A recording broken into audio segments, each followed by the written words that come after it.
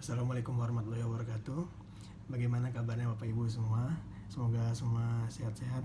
Oke. Perkenalkan, saya Rian Samudra dari kelompok 5 Farmasi UIN Maulana Malik Ibrahim Malang. Di sini saya akan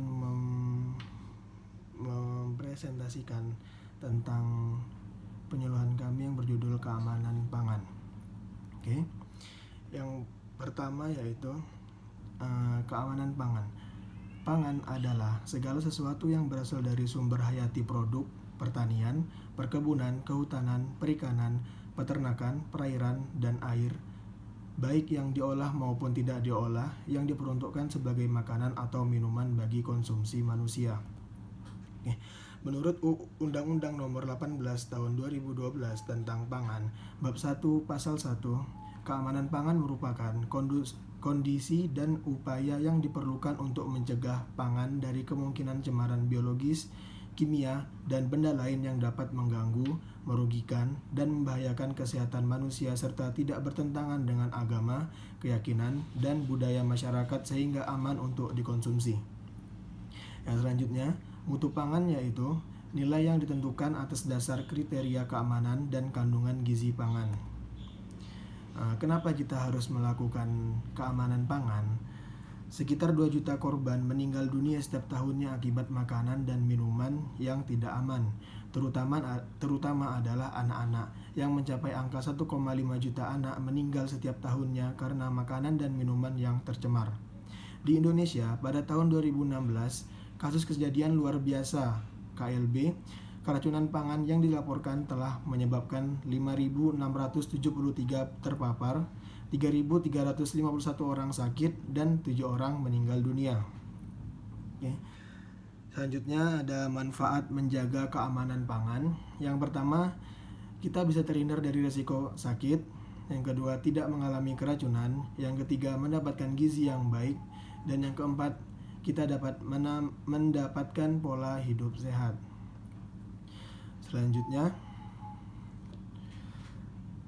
selain berkaitan erat dengan kesehatan, secara lebih umum keamanan dan mutu pangan juga erat berkaitan dengan kualitas sumber daya manusia dan daya saing bangsa.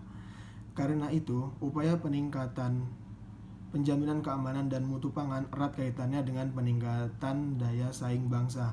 Oke, bisa dilihat di presentasi saya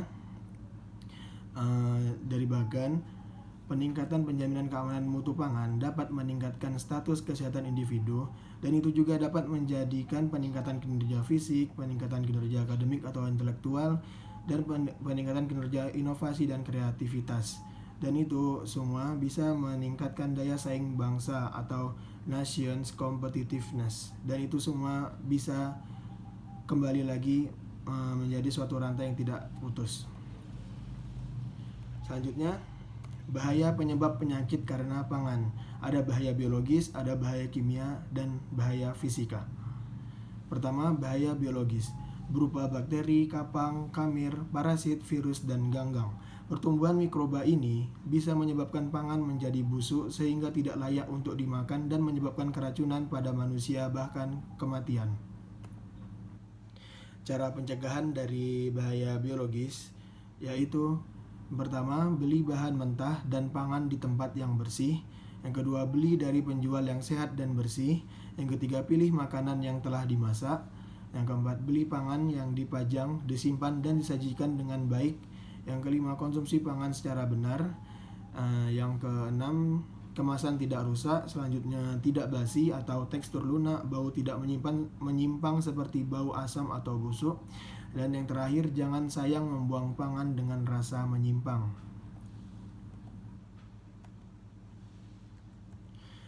Selanjutnya yaitu bahaya kimia. Bahaya kimia merupakan bahan kimia yang tidak diperbolehkan untuk digunakan dalam pangan. Contohnya racun alami, contoh racun jamur, singkong beracun, racun ikan buntal, dan racun alami pada jengkol. Selanjutnya, cemaran bahan kimia dari lingkungan. Contohnya limbah industri, asap kendaraan bermotor, sisa pestisida pada buah dan sayur, deterjen, cat pada peralatan masak, minum, dan makan, dan logam berat. Selanjutnya, penggunaan bahan tambahan pangan yang melebihi takaran yang diperbolehkan, contohnya pemanis buatan, pengawet, dan melebihi batas. Selanjutnya, penggunaan bahan berbahaya yang dilarang pada pangan, contoh boraks, formalin, rodamin B, metanil yellow. Ya, dan yang kita ketahui kan boraks dan formalin tidak boleh digunakan dalam bahan makanan. Cara pencegahannya, selalu memilih bahan pangan yang baik untuk dimasak atau dikonsumsi langsung. Menyuci sayuran dan buah-buahan dengan bersih sebelum diolah atau dimakan. Menggunakan air bersih, tidak tercemar untuk menangani dan mengolah pangan. Tidak menggunakan bahan tambahan seperti pewarna, pengawet, dan lain-lain yang dilarang digunakan untuk pangan.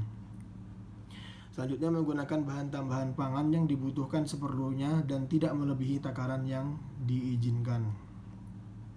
Tidak menggunakan alat masak atau wadah yang dilapisi logam berat, tidak menggunakan peralatan atau pengemas yang bukan untuk pangan, tidak menggunakan pengemas bekas seperti kertas koran untuk membungkus pangan.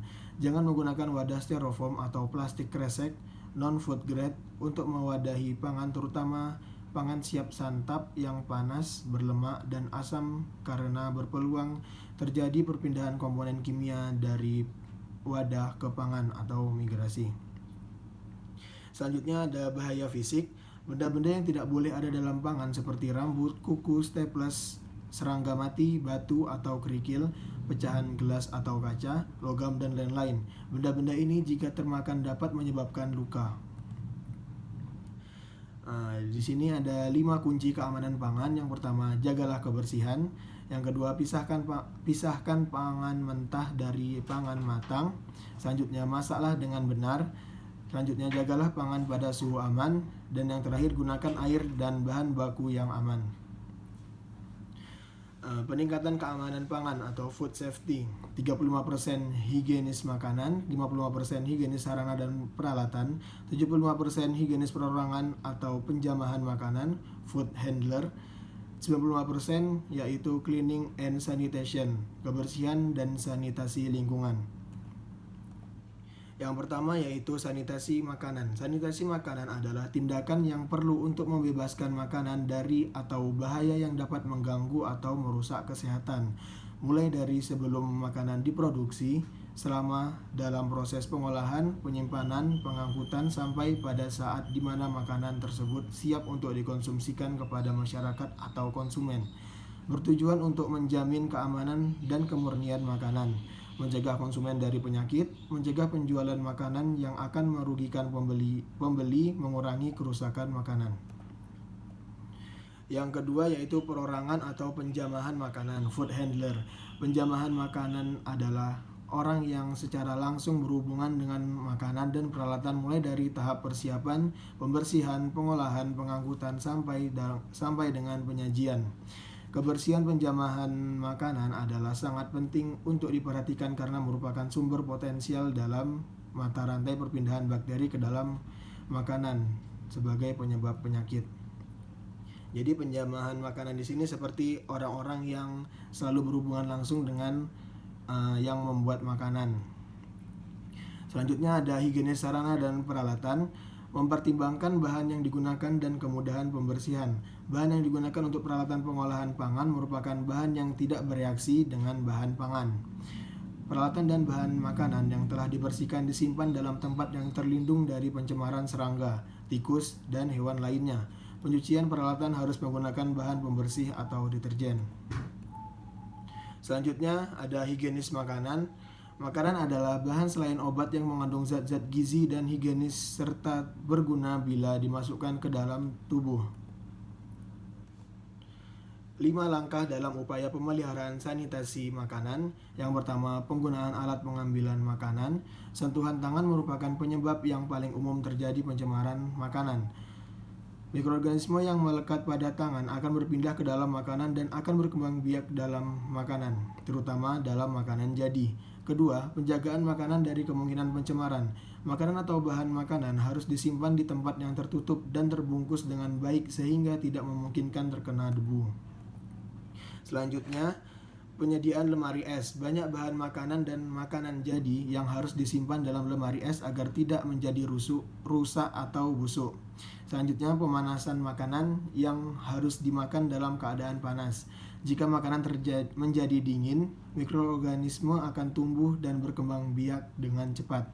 Selanjutnya, jangan menyimpan makanan terlalu lama. Jarak waktu penyimpanan makanan selama 3 atau 4 jam sudah cukup bagi berbagai bakteri untuk berkembang. Oke, sekian dari penyuluhan kami. Kurang lebihnya mohon maaf. Wassalamualaikum warahmatullahi wabarakatuh.